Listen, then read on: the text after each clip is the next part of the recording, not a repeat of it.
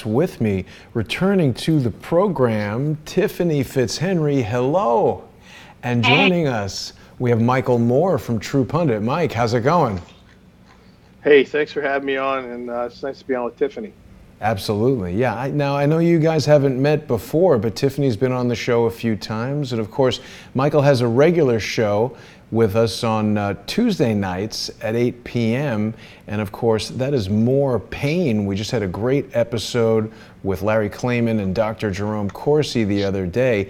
People can still go to patreon.com/TruePundit and patreon.com/crowdsourcethetruth to catch up with that episode and all the great stuff we're doing every Tuesday night. Mike, I think everybody has come to realize that True Pundit has some of the most outstanding inside information when it comes to law enforcement, the FBI, and things like that. This Jussie Smollett story is one of the most unusual in recent memory, and just the other day, TruePundit.com had this really kind of exclusive finding that the FBI was reviewing the circumstances surrounding the dismissal, and it brought up the name of this FBI agent, Wing. What can you tell us about this, Mike? Well, we were just talking right before we went on the air in your green room, your cyber green room, and this is just basic journalism. This isn't anything special. This is just basic hard-nosed journalism where you have to dig through records and work like a dog sometimes. But this is how we found it. There's no big secret thing. It was in the police records that were released, and they dropped this name. They kept mentioning TFO Wing, TFO Wing, TFO Wing, and TFO stands for Task Force Officer. And I know that. And I'm like, wait a minute, Wing. Wing's an FBI guy. I think he works sex trafficking. And I'm like, well, okay, we'll table that. And then we came across the actual. They mentioned him. Greg Wing is involved. He wants information on the Smollett iCloud or cell phone subpoena from Chicago PD. And I'm like, wait a minute. Now the FBI is involved in the case. And I went back and we looked at the dates. And I think, going from memory, but I think this thing happened on like January 28th or 29th or something, this whole hoax. And the FBI was involved in it within like 24 hours. And we were saying, wait a minute, like a lot of folks are saying, oh, you know, the FBI could be involved. They've been involved in it the whole time. They've had somebody inside the whole time reporting back to the Bureau.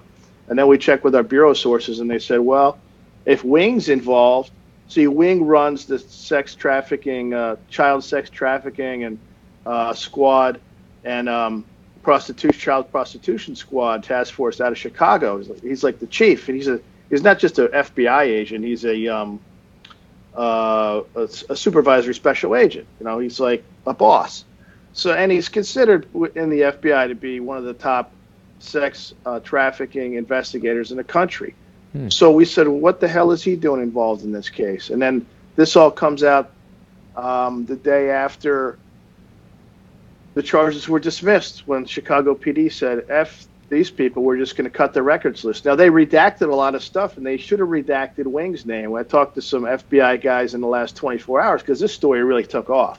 I talked to some FBI guys in the last 24 hours, and they said that there's some anger that Wing's name wasn't redacted because, you know, the FBI likes to work behind the scenes and they don't want everybody to know that they have the fingers and everything, especially when a case gets dismissed and it causes a national scandal and the president says, well, the FBI is going to look at this and the DOJ is going to look at it. But the fact is they've been involved in it since day one. And then just to break it down real quick, to me it means two things. They're either investigating somebody to protect children, which is what Wing's squad does, to protect children, right, to get them out of harm's way. Or, unfortunately, in today's day and age, we have to think that based on the history of the FBI, they could be involved in the case to protect somebody who harmed children, some high-profile person. So time is going to tell that. We don't have a crystal ball. Like we talk about a crystal ball all the time. We don't have a crystal ball, but we're just stating what's going on. And I think a lot of people were surprised to find out that, one, the sex crime unit, one of the high-profile sex crime investigators in the country, was involved in an assault case. This is started out as an assault case. Okay, just like, okay, some guy got rolled. Even if he made it up, it's not like, look, you work for the Bureau or you work for DEA and you work on a task force like this and you run the task force. They don't call you in because some guy said he got roughed up or a racial thing. This isn't a racial task force. This is a sex crime task force. So you have to ask yourself, what is this guy doing? Why is he involved? And how many people from his squad are involved? And now does that encompass other similar squads that the Bureau has in Los Angeles and other places? And has Smollett worked out? I don't know. You call him Smollett. Some people call him Smollett. I don't know what the hell his name is, but has Smollett worked out some kind of deal where he's ratting out people? And is that why he got off? Was that why he got 16 felony counts he walked away from? I mean, you just don't walk away from things like this. This is crazy. Yeah. So it's like intrigue, and again, there's no like magic parlor tricks. We just found this and put a couple pieces together, and quite frankly, I was surprised nobody else found it. But that's okay. We'll take it and run with it. But it's right there. If you look at the story, the guys, we clipped a part of the police report, and he says, per request of FBI Special Agent Wing, Greg Wing, the PD forwarded a copy of the search warrant number, blah, blah, blah, which was issued pertaining to the Apple Incorporated held iCloud account controlled by Smollett to FBI analyst Mariela Lopez, and then they give her address, and the police department received an email reply indicating receipt of the document. So this was on the 29th of January approximately, where the FBI was interested in what was on Smollett's cell phone and his Apple iCloud account. Now, does this sound like a regular assault to me? It doesn't sound like a regular assault to me. And I think most people can try to put some puzzle pieces together. So that's basically where the story came from, and it's done very well, and it should do very well because it's interesting, and I think it fills in a gap that a lot of people are scratching their heads saying, how did this guy get off? Well, maybe this is how he got off. I don't know. We don't know this stuff, but I mean, it kind of raises more questions than it answers, Mike. I mean, particularly given the photographs that we've seen of Jussie Smollett with some really high-profile politicians. It's interesting. I mean, you know, we've seen him associated with Kamala Harris. We've seen him associated with the Obamas. This is not just a White House tour right here. You know, he's shown with Barack and Michelle Obama.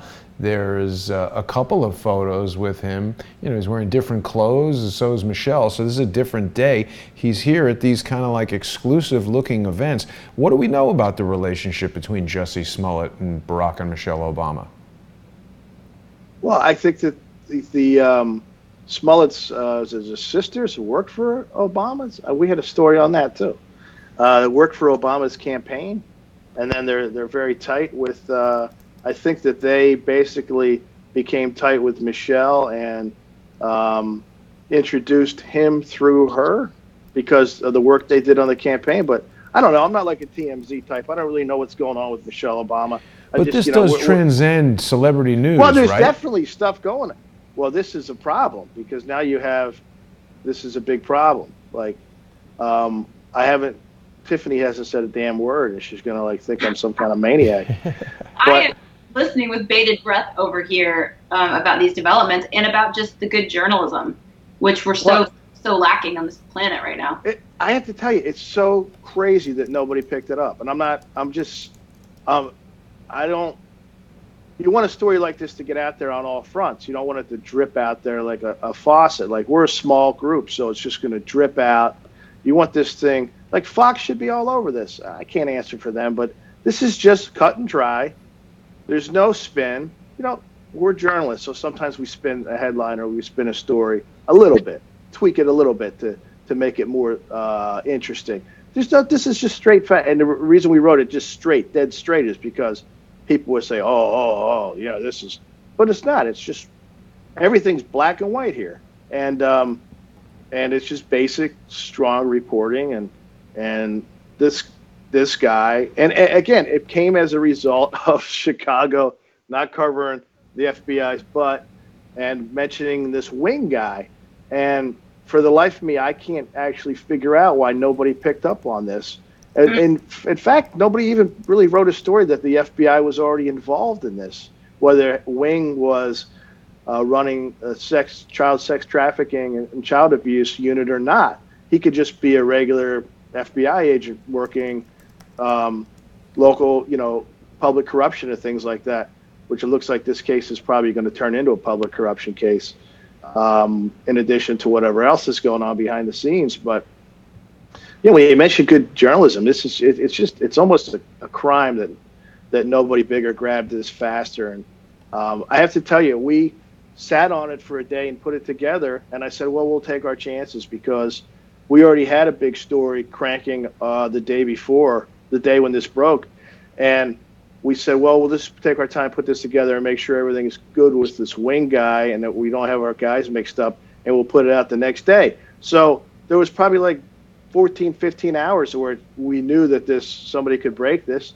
And we said, well, that's just the way it is. If somebody breaks it, they break it. And then we'll put it out and it'll be fine. But nobody did. Mike, what's this Niagara Foundation? There's a Gregory Wing biography here.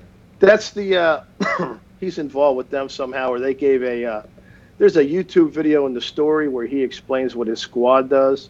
And I think that was some kind of anti-child trafficking seminar the Niagara Foundation had put on, and he was a guest speaker. So we included the video there because Wing talks about exactly what he does, what his task force does, which is very interesting. And also, we also link his bio there so people could get a taste of it themselves, because we didn't print the whole bio, because we left out a couple paragraphs because if they want to click on it, they can check it out. So I think that was just something that you go to try to broaden your audience and let them know what your child sex trafficking task force is doing. Does that make any sense? Now, he's been doing this a long time. He's been doing this in different roles for almost a decade.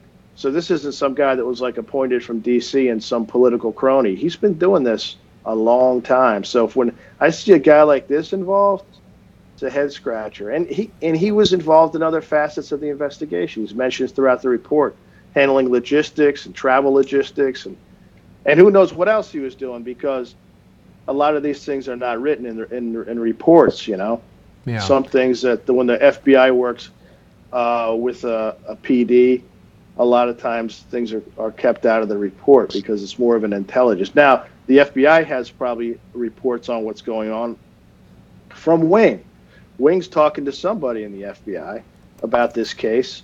And, a guy like Tom Fitton maybe will get involved. I heard he had some interest in start sending out some FOIA requests to figure out what the hell is going on, because until you can really peel the onion back on something like this, you really have more questions than you have answers.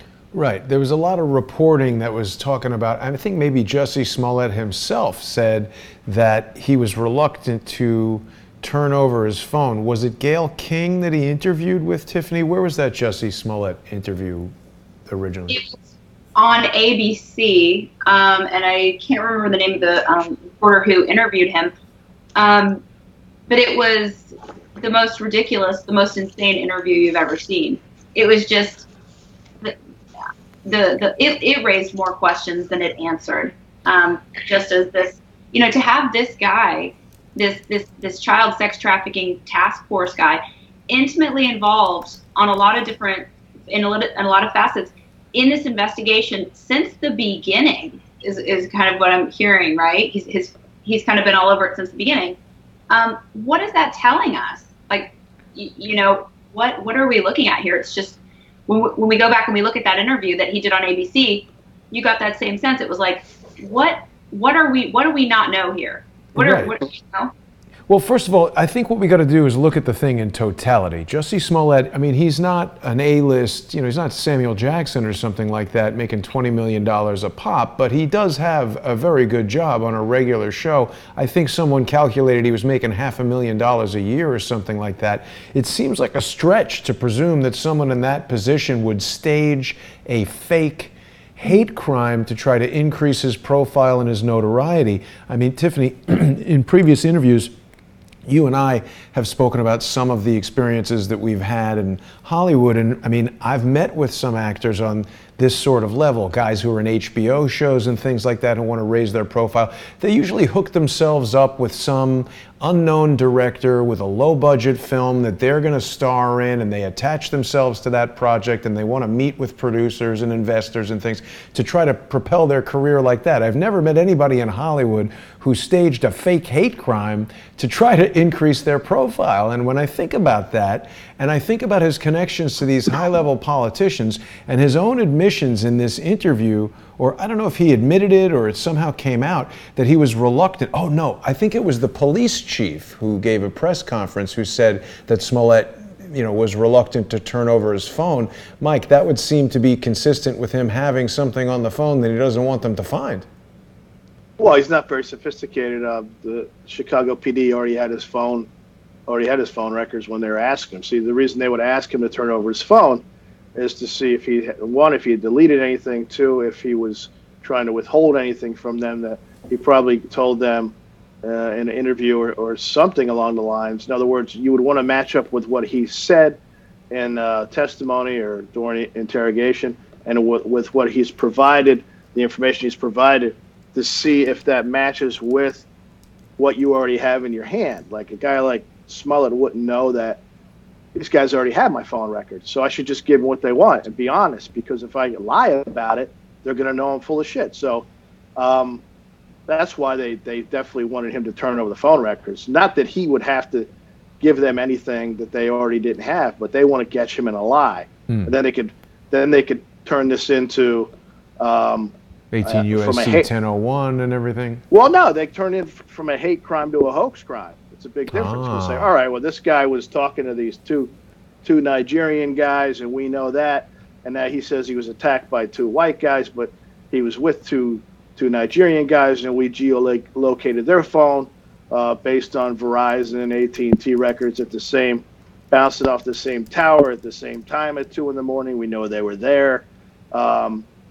Isn't he also on Instagram with those guys, and he's like working out with them and stuff? They're friends. I mean, that's the whole other aspect of this that's so bizarre, is that he's blaming it on MAGA country Trump fans. I mean, it just seems like another one of these pinprick type events where, now that they can't impeach Trump for colluding with Russians, we've got Jussie Smollett colluding with Nigerians who, I mean, talk about Instagram. What is up? These guys are getting more publicity than anybody. I mean, if you talk about raising the profile, these brothers seem to be going from total obscurity to now being known.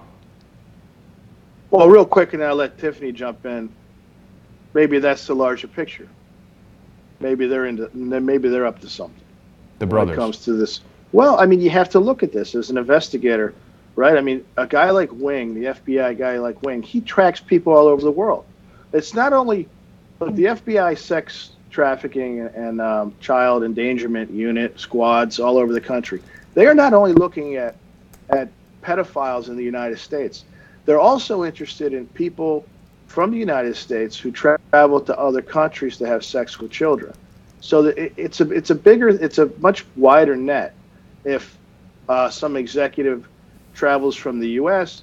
to the Philippines and he's having sex with children, and he does it a couple times a year, 2 or 3 times a year, or whatever, they're going to track a guy like that because that's one of the mandates. And then they're going to turn a guy like that, and they're going to find out how he found out about this network and who else is involved in this network. They may lean on him and not necessarily indict him, but they're going to use them to work their way up the chain. So that could play into this too. There's so many different things that could play into this. I mean, if you watch that video by Wing, that's in the story, he specifically says this is very complicated. It's not just the things you see on television. This is very, very complicated, very complex, and working it is not easy. And that's why a guy like Wing is so instrumental, because he's been around for so long and he has massive contacts because he hasn't bounced around like a lot of guys trying to get to DC and trying to be the man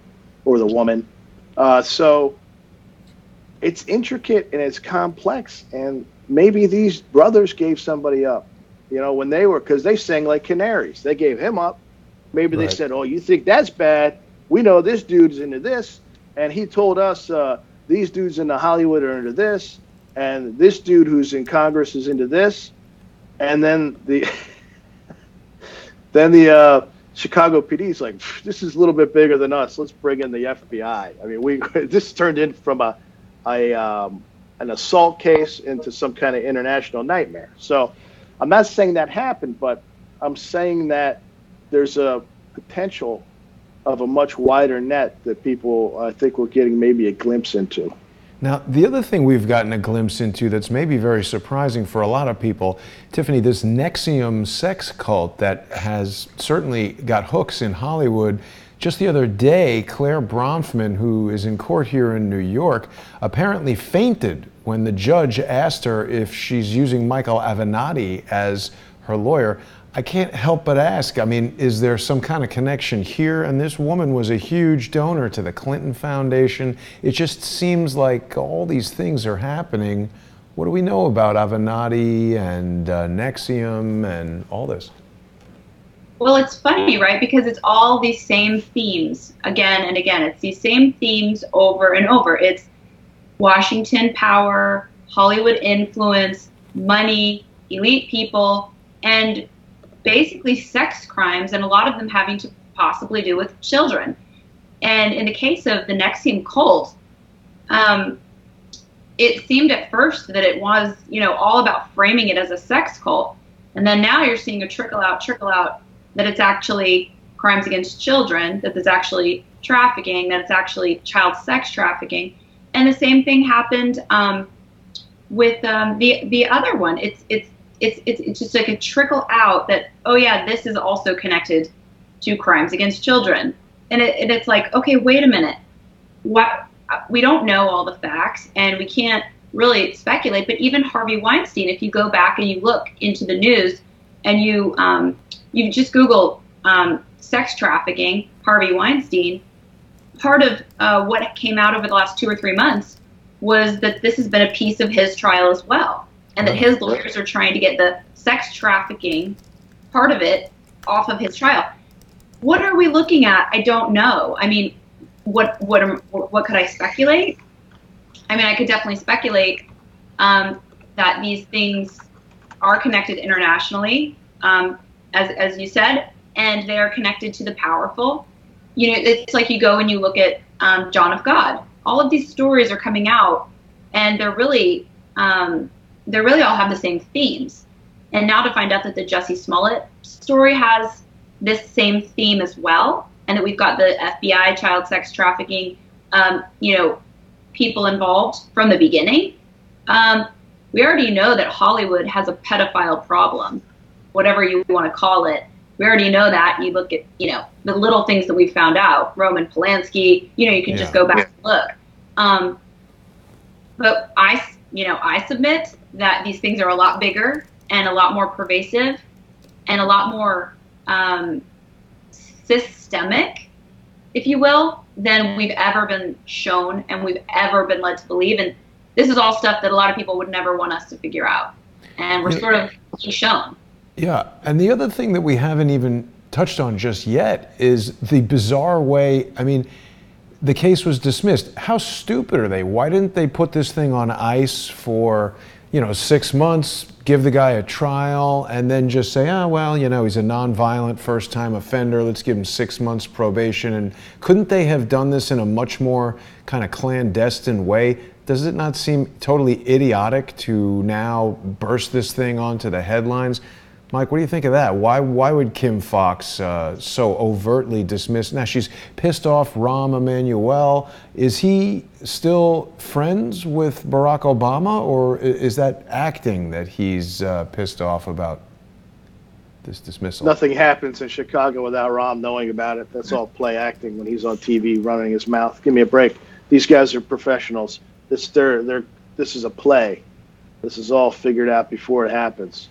They don't dismiss anything without telling Rahm, especially now that the FBI is involved. And I would add to that nothing happens in Hollywood without Ari Emanuel knowing about it. That's true. Yeah.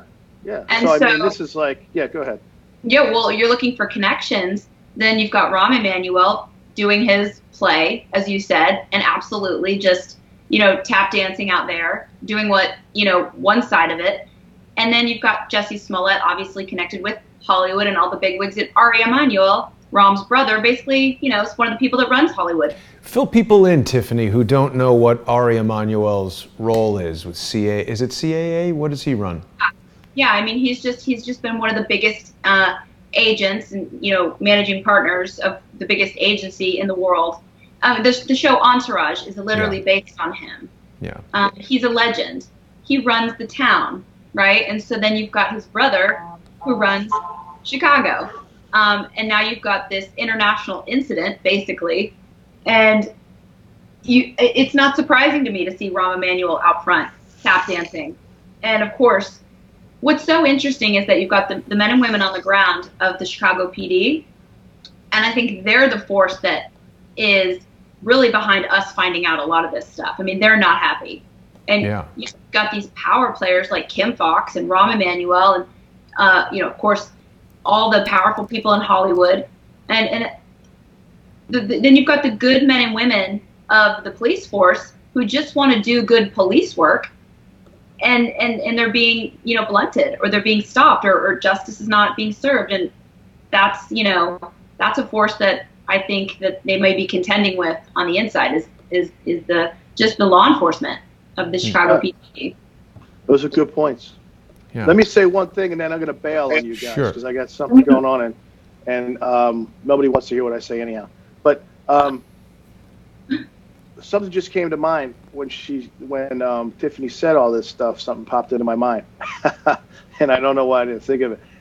I wonder if the Chicago PD kept Wing's name in there unredacted on purpose to show that hey, these dudes have been involved since minute one. So if this thing goes sideways, here's your blame.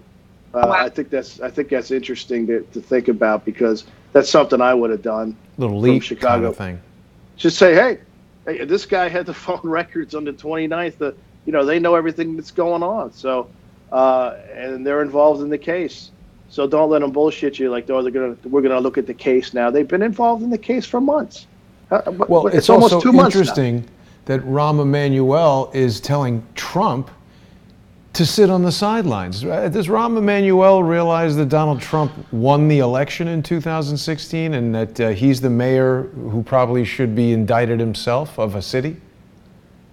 Well, these guys come out. I've spoken to you before, and I'm going to say this, and then I'm going to give Tiffany the floor because she's got more to say on this stuff. But they come out against each other on certain issues in the media, but behind the scenes they're laughing. They do it on purpose. They've done it. It's gone on for over, I don't know how many decades, but it all started at Yale. They teach you this stuff at Yale and Skull and Bones. These guys are really tight, almost best friends. And they say, all right, well, you're going to come out against it. I'm going to come out for it. And then the philosophy behind that is that the country can't advance unless there's some degree of chaos. Like, harmony doesn't work for these people. They need chaos to make their private money. They need chaos. That's how they see the country as advancing, if there's chaos and there's turmoil. Most Americans say, hey, I want to live harmoniously, and I want to be compassionate, and I want to have espouse some Christian values the country was founded on, or religious values, if you're not Christian, of, hey, treat your neighbor as you treat yourself. These people don't play that game. So when you see somebody that you would think would come out on the side of Barack Obama, who's Barack Obama's friend, like Rahm Emanuel, he's just play acting. It's all play acting. And then it confuses the public. The public doesn't know what to think, what's going on. I don't know what to think. This is so messed up. And it's all planned that way so that, that they can get away with whatever scheme they're trying to run. The problem is the internet now. You got Jason Goodman, you got Tiffany, and you got other people who are saying, hey, whoa, wait a minute. This stuff is not cool. So I'll leave you guys with that, and I'm sorry I got to cut out. Which is one quick last thing, Mike, because it is, you bring up the internet, and it's like I'm looking at the note from the Chicago PD case file. It's like, how stupid are these guys? It keeps coming back to me because you got iCloud involved with this. How do they hope to get away with something like this and not have the information all over the place? I mean, this took a short couple months to basically come to the surface, and of course we haven't seen the whole thing yet, but it seems super difficult to hide something like this these days. Jason, they tried to throw president out of the White House. You think they give two shits about a guy like this? Yeah. This is like, these guys went for the, my fifth grade teacher used to say, oh, you're going to get the brass ring on the merry-go-round, and we used to say, what the hell is she talking about? But it's like you go around the merry-go-round in the old days and you try to reach out and grab the brass ring.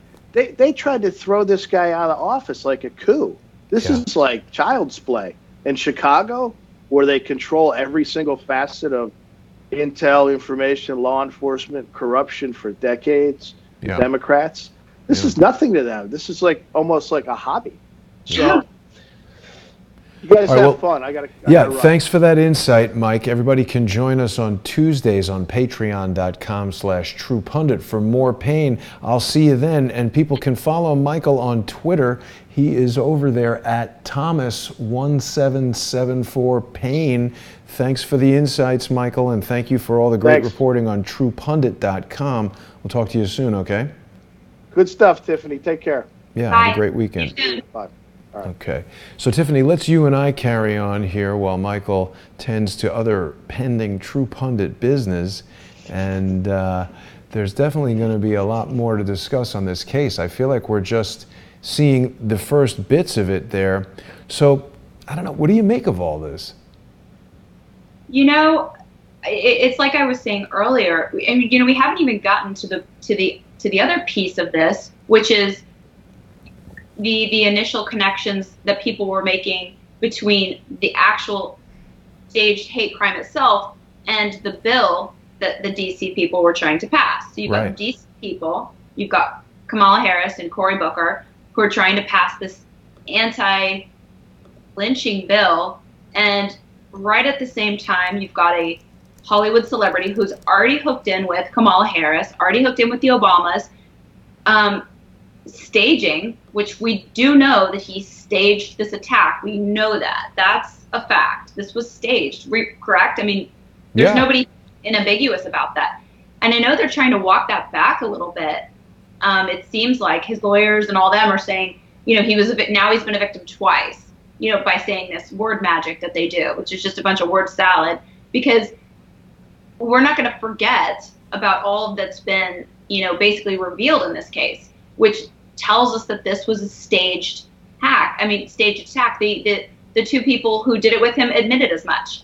And so when you really step back and you look, it's like, okay, DC, Kamala Harris, the Obamas, you've got Obama's getting pulled into this now because of the text messages that were released that were going back and forth between a former Mrs. Obama aide and Kim Fox. And then you've got, of course, all these pictures that we're seeing of Jussie Smollett with the Obamas, with Kamala Harris, going back years. The smart money, right? The smart money is on the fact that these are powerful people pulling the strings behind the scenes to try to accomplish the passing of this bill, to try to accomplish a narrative in the public that we're divided by race and that all Trump supporters are racist. And they're using somebody like Jussie Smollett to do it. And he's being used or allowing himself to be used to advance his career, whatever it is. But, as far as what we're looking at, I'm tempted to say that we're looking at the way the world has worked for a really long time. Yes, and it's just finally being revealed, right? Yeah, it's like we're getting to see behind the veil. We're getting to see how bills have always been passed, right? You got to, it's like Thomas was saying, you create, or Mike, I'm sorry, you create a problem whereby then you become the solution. That's how politics is run. That's how this has all worked for a really long time. But with the internet, we're all kind of saying, well, did you just create a problem, or is that a faked problem? Did you create a hoax problem that you can then swoop in and save? So this to me is just really great education for Americans and for the public in general, in an insight into what we were never supposed to see. We were never supposed to understand how all this works. Yeah.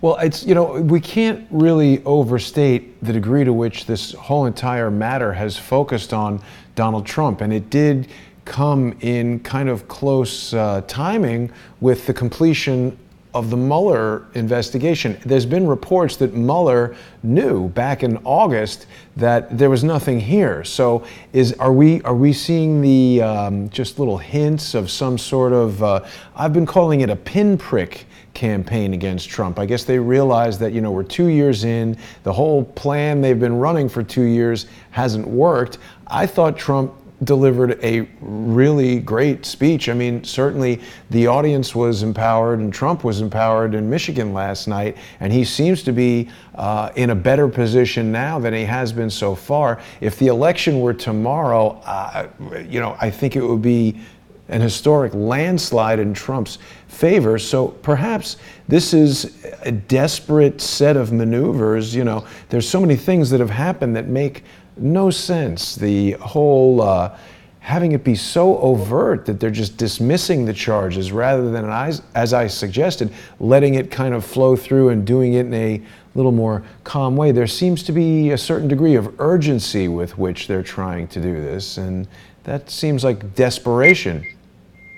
Well, and it's getting really messy. That's the thing is, there does seem to be an urgency, and it's clearly like nobody knows what's going to happen tomorrow, and no one knows what's going to be revealed. It is like they're trying to put out fires, because this is not a smooth execution of whatever this ruse that we're seeing. This is not a smooth execution from beginning to end. Even with, Kim Fox coming out and saying all the charges are going to be dropped. It's like, wait, we all saw this crime occur. We all watched as these 16 indictments, basically these 16 counts, we all sort of, we all bear witness to all of this in a way, as all the different pieces became revealed. And now you're just going to drop the charges and expect people to what? Be okay with that? Yeah. Yeah. And it's ridiculous on the face. Yeah. Just the level to which this is being executed so poorly.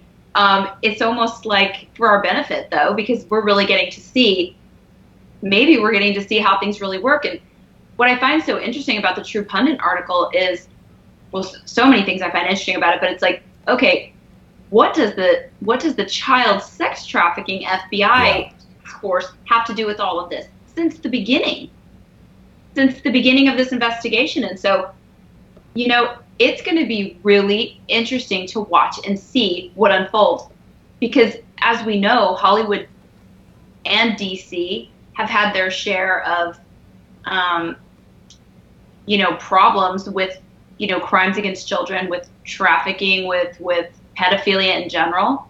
You go back to the Franklin scandal. Yeah. It's not new. This is not brand new. I submit that, these are CIA tactics. Of the powerful. So you've got the deep state, right? You've got the deep state controlling Washington. You've also got the deep state controlling anyone who's given any influence in Hollywood, right? Through a system of compromise and control. So, if I were to take a guess, I would say it's connected to that system, that larger system by which politicians and celebrities are controlled through being compromised individuals. Yeah, and so much of your work and the discussions that we've had here have been focused on that, how the CIA has its tentacles into Hollywood, and some of your personal experiences in Hollywood with attempts to influence you, compromise you, to, let's face it, sexually abuse you. And that caused you to leave Hollywood, which I commend you for. People can follow Tiffany on Twitter. She is at Tiff _FitzHenry. And Tiffany, you've got a documentary coming out soon. Can you tell us a little bit about that and when people can see it? I do. I have a documentary coming out soon. It's going to be called Living the Dream. It's coming out this summer, and we're going to be doing an amazing amount of events around the country so that people are all going to know about this, and your audience will know. But we have had our, for the last 100 years, we've had Hollywood. So Hollywood began in, 1915 with the first movie, Birth of a Nation, I believe it was. That was a joint government Hollywood production. Most people don't know that. The Department of Defense was involved in the making of that movie. And it was all about the KKK, wasn't it? Oh, I mean, there have been narratives have been inserted and ideas have been put into our minds, and sort of like what people need to understand, and this is what the documentary is going to be a landmark for, is for people to understand how storytelling has been weaponized against the population for the last 100 years. And there's no reason, especially with technology, that Hollywood exists the way that it does.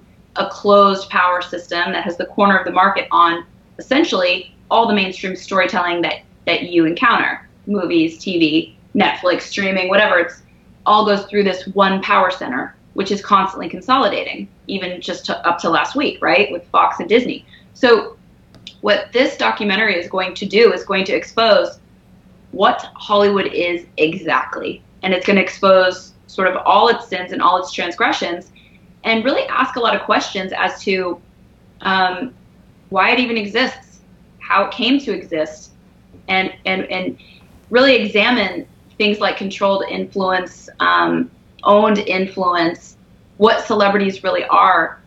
People started to see during the 2016 election when, like never before, anyone who had any influence was telling us who to vote for. Like to the throwing basically a grenade in their own career, to the point where you felt maybe this person is smarter than this. You would think this person would be smarter than to alienate half of their audience.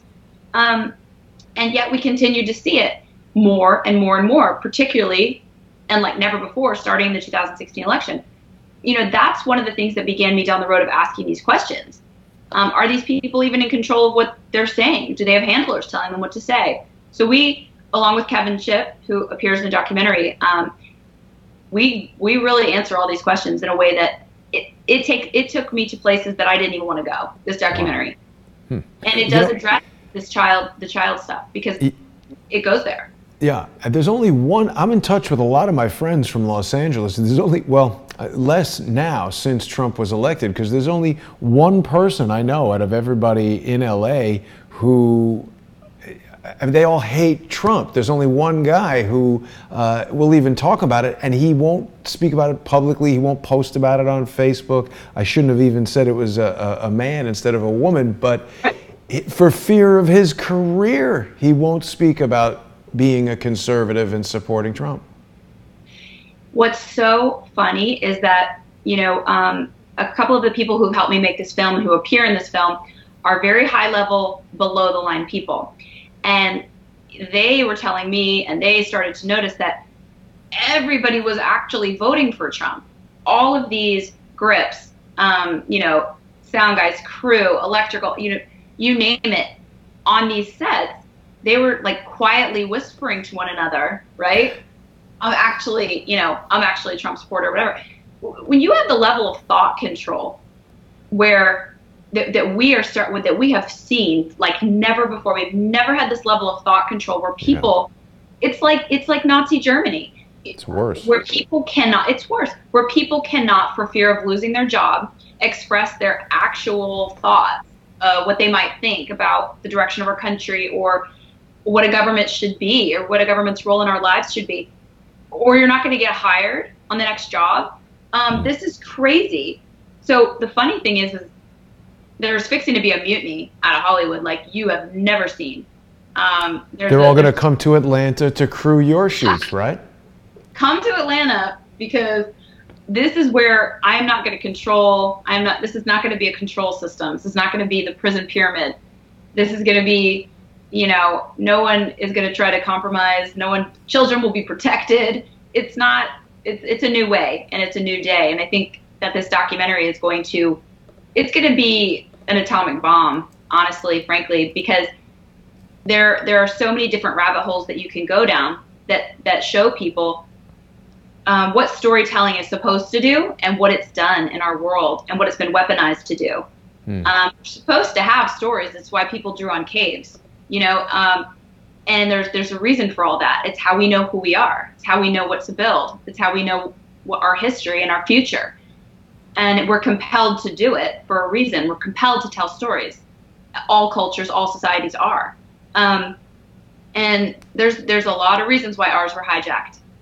And so it's let me ask really, you this, Tiffany. Sorry to interrupt.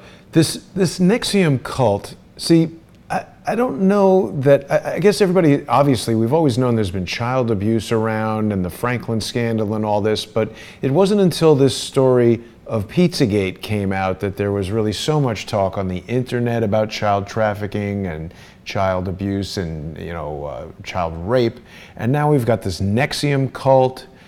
Stormy Daniels has a NXIVM, whatever that, you know, brand is, burned in on her skin.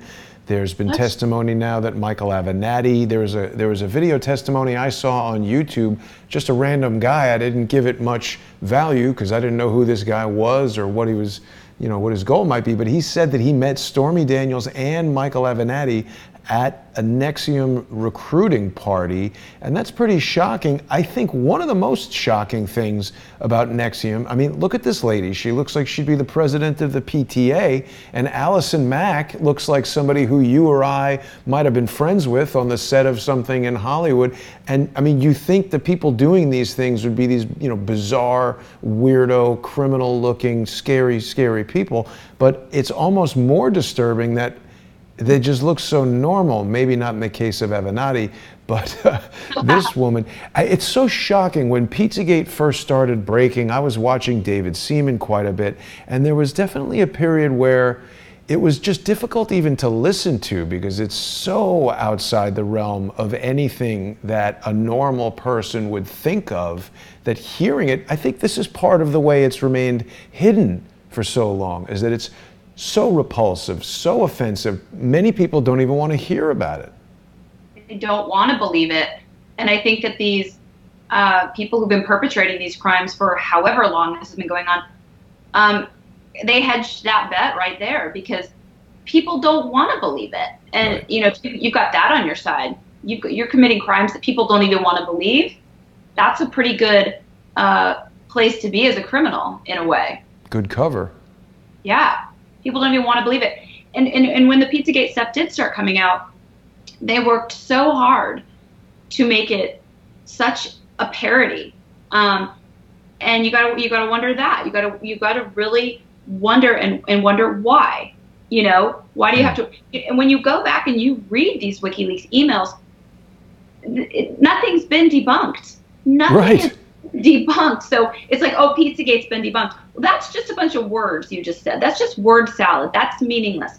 No one has explained why James Alefantis is the 49th most powerful man in the most powerful city in the world because he owns a pizza place. That little item in and of itself is so inexplicable. I want GQ to tell us, what criteria do they gauge this on? How do they decide that this guy is the 49th most powerful? Why is he playing ping pong in the White House with Barack Obama? Why is Michelle Obama now pulling strings to get Jussie Smollett completely let off? Why is someone who, you know, what's the show that this woman Allison Mack is on? Smallville? Yeah, she was on Smallville. But to your point, and then why is the FBI child sex trafficking task force involved in the Smollett case? It's like I said in the beginning, we're circling around all these same themes, and we have been, frankly, since Pizzagate came out, circling around these themes, and they just keep popping up. They just keep popping up. When, you know, Oprah and the John of God story, and then you've got Oprah on, you know, David Geffen's yacht talking about Neverland. And I don't know about that story, Oprah and John of God. Oh, well, so John of God is the Brazilian healer who, down in Brazil, people would come to him in droves. and he would do like healings or whatever. And the story broke. And so in 2010, Oprah featured him on her show, and he shot to international stardom. And then just last month, or about 6 weeks ago, it was revealed that he is basically farming children around the world. He is selling children to the highest bidder. Wow. And he has a sex farm where he imprisons and enslaves girls. And Oprah's hanging out with this guy. Oprah, Naomi Campbell, and then you've got Marina Abramovich, who shot her documentary on his property in 2016. The property where he has this sex slave farm and sells children around the world to the highest bidder. And you go, these are all verified facts, and this is all stuff that's coming out and come out. And you've got Bill Clinton down there. Really? Wow. Yeah. Bill Clinton's everywhere. Now, see, the other thing I was going to bring up is that we haven't even spoken about, while we're talking about Smollett getting this bizarre, dismissal, we haven't even spoken about the whole thing with Jeffrey Epstein getting virtually no prison sentence for his role in, child rape, child trafficking, raping 40 different women. I don't know if you saw this brief conversation or whatever it was, an impromptu press conference with Alan Dershowitz outside the steps of the Second Circuit Court. I asked him if he had been to the Jeffrey Epstein Island. He said he had, but he didn't fly on Epstein's jet. So I haven't had a chance to follow up on this, but I found that very interesting because his firsthand testimony in this short video from just a couple weeks ago basically challenges that flight manifest that we've seen of the Jeffrey Epstein Lolita Express. He's on it. He's on it, but he denies being on the plane. So that means someone's lying, either him or the person who wrote that flight manifest. And I mean, again, it seems like these people are doing things that seem desperate, like they're covering something really, really super serious. I mean, I'm not saying that Alan Dershowitz is lying, but let's just, speculate for a moment. If he is lying, why would an established Harvard law professor and lawyer risk his reputation, risk his credibility, risk his career? I mean, he's pretty old, but still, to lie to the public unless they're desperately covering something. And I say the same thing of this Kim Foxx. She's got to know that just dismissing this case, it's drawn the ire of the Chicago PD, just so much public. How could they not expect this to happen? They just can't be thinking. They got so many things they're trying to cover. Well, it's a couple things. It's like, why did the Michael Jackson documentary come out at Sundance when the Harvey Weinstein documentary was going to explode at Sundance? Are they trying to make noise over here because something else so big over here is going on? What was the Harvey Weinstein documentary? I didn't hear about that at all. I heard about Leaving Neverland.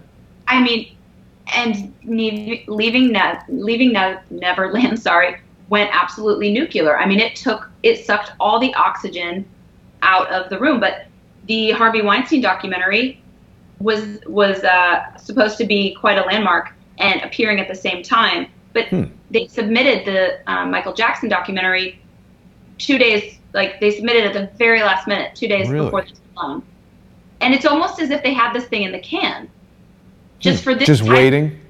Just for this type of moment where so much is coming out that they need. I mean, I'm sorry, not for nothing, but Michael Jackson's dead. He can't defend himself, first of all. Second of all, you're talking about crimes that we all remember. He was acquitted on all charges, for whatever that means. So then you've got these two guys completely doing a 180. They previously said that he didn't do anything to them, and now both of them are changing their story completely. Yeah, I mean, the testimony that they gave in court in 1993 was the opposite. Okay, fine, but you've got to really wonder. You've got to really, really wonder about the timing of it all and the purposes of all of this. And to your point about Kim Foxx and coming out with these all the charges are dropped.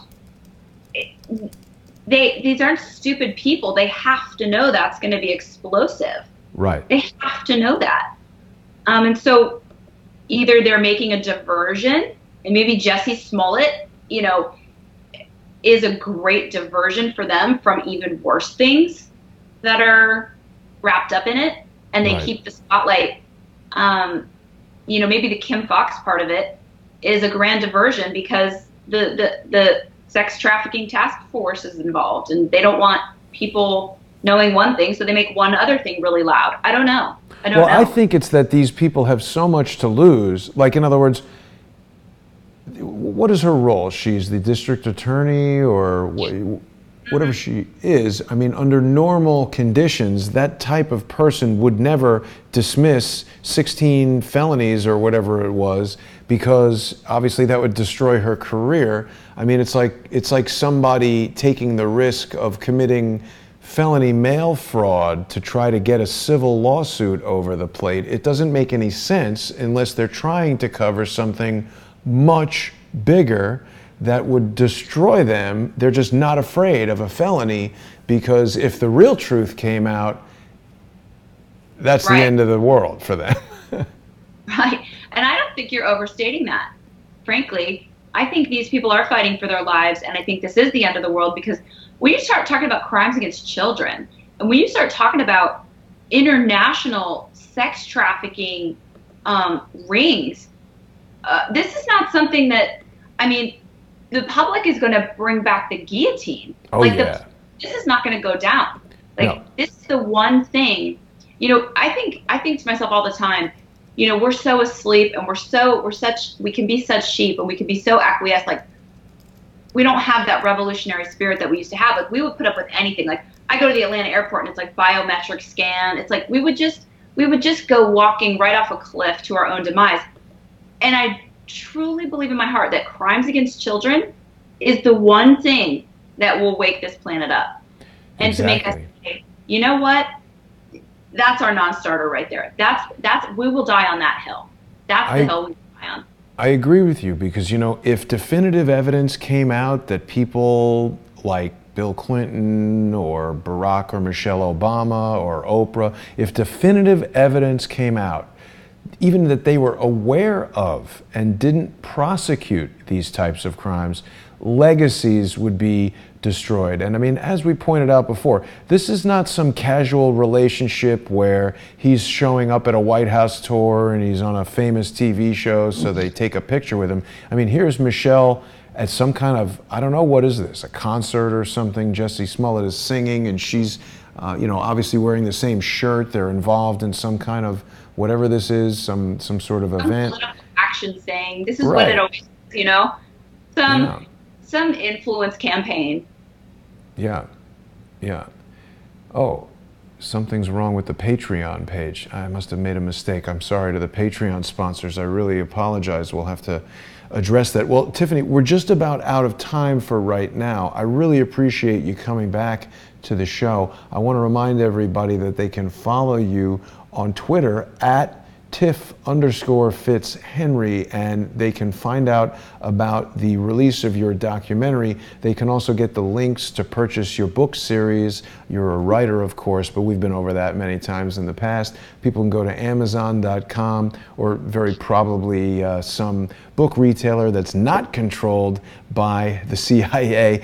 I sincerely apologize to the Patreon sponsors. I must have had the wrong link there on Patreon. I will correct that right now. But we couldn't be doing shows like this, Tiffany, without our generous sponsors on subscribestar.com/crowdsourcethetruth and patreon.com/crowdsourcethetruth. We got to also thank Mike Moore from TruePundit.com for the amazing reporting that he and his team have been doing on this matter. People should be getting their news from TruePundit.com, and you can also catch Michael every Tuesday night at 8 p.m. Eastern with me here on Crowdsource the Truth. You can see his show More Pain by going to patreon.com/TruePundit or patreon.com/crowdsourcethetruth. Tiffany, we're going to keep our eyes on this Jussie Smollett story. Something tells me this is nowhere near over. I agree with you. I think we've maybe just seen the beginning of some unraveling. So, yeah, I'm staying on top of this one. Absolutely. Have a great weekend, Tiffany, and thanks everybody for watching. I'll see you soon.